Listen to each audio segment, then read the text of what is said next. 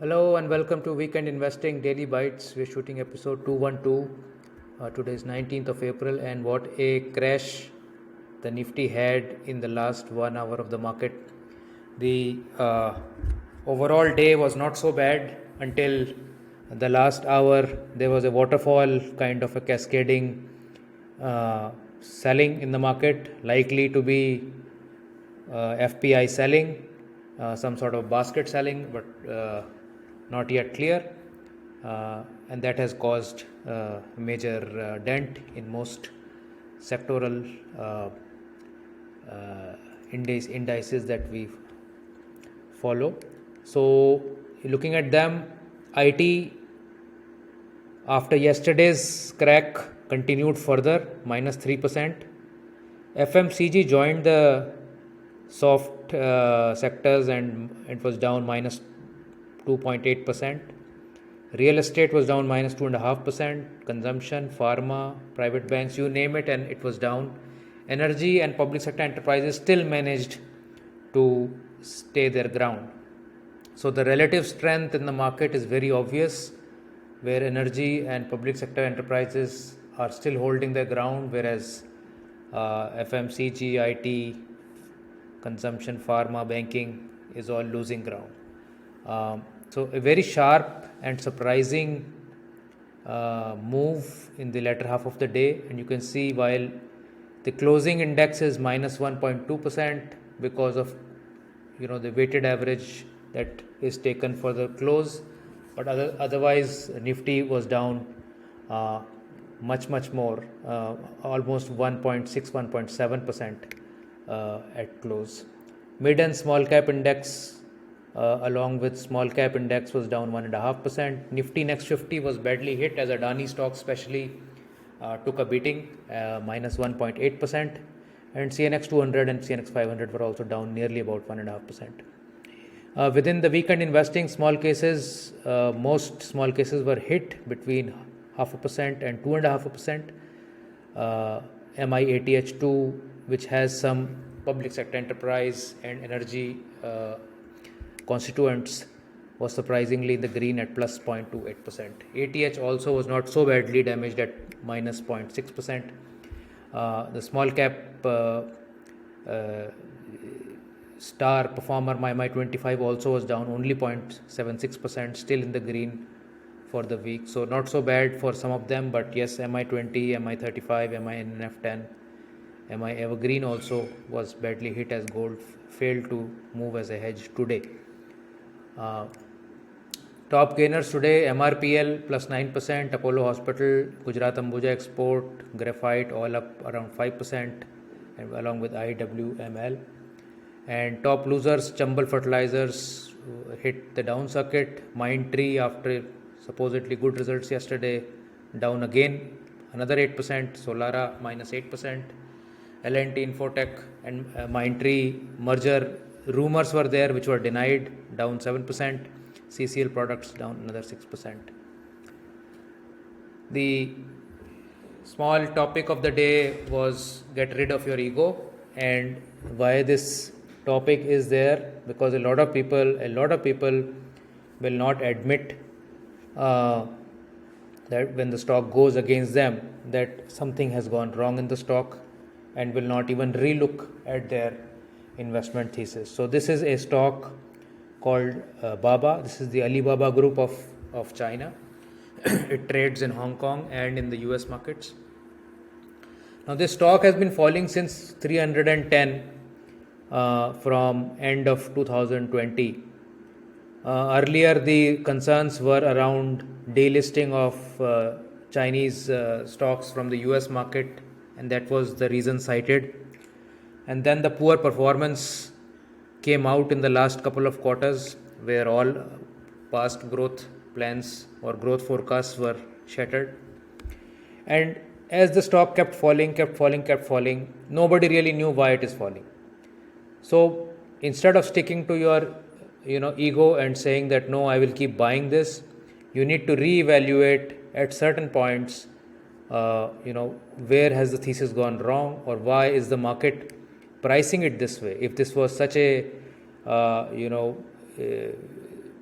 high sort of it's a high quality and a value pick. I mean, why isn't the market recognizing that? So while there can be aberrations, but usually from my perspective, I have seen that the market does not beat a stock down for no reason. I mean, there are always reasons that we come to know later, but in the meanwhile, we will keep guessing why this is happening. So even Charlie Munger was adding on to the stock at every level, and now recently, as per the last quarter details, he has sold off half his position at a huge loss. The stock has been trading here since 2015, and you can see that last 7 years the return has been brought to a null. And this is great trauma for several investors, who would have added or got in, in the latter part of the rise, and really not knowing what is the future of the stock. So this is basically the theme that was there in this tweet, that while it's a great stock, but we will need to keep reassessing and keep letting our ego go in terms of we are here to make money. We are not here to be awarded as the best stock picker. Again, same chart where you can see that even on a 200 DMA basis, it has been choppy, and after 2021 it has really not even gone back and even retested the 200 DMA. So it's really weak as of now. And in the last just 1 year and 4 months, it has lost 70% of its market cap. I mean, that is a huge loss from any perspective, and has been underperforming the Nasdaq in a very big way since the end of 2021. This next chart is of HDFC, and it has been falling since the day of the merger announcement. It had hit 2900 that day, and today it was below 2150.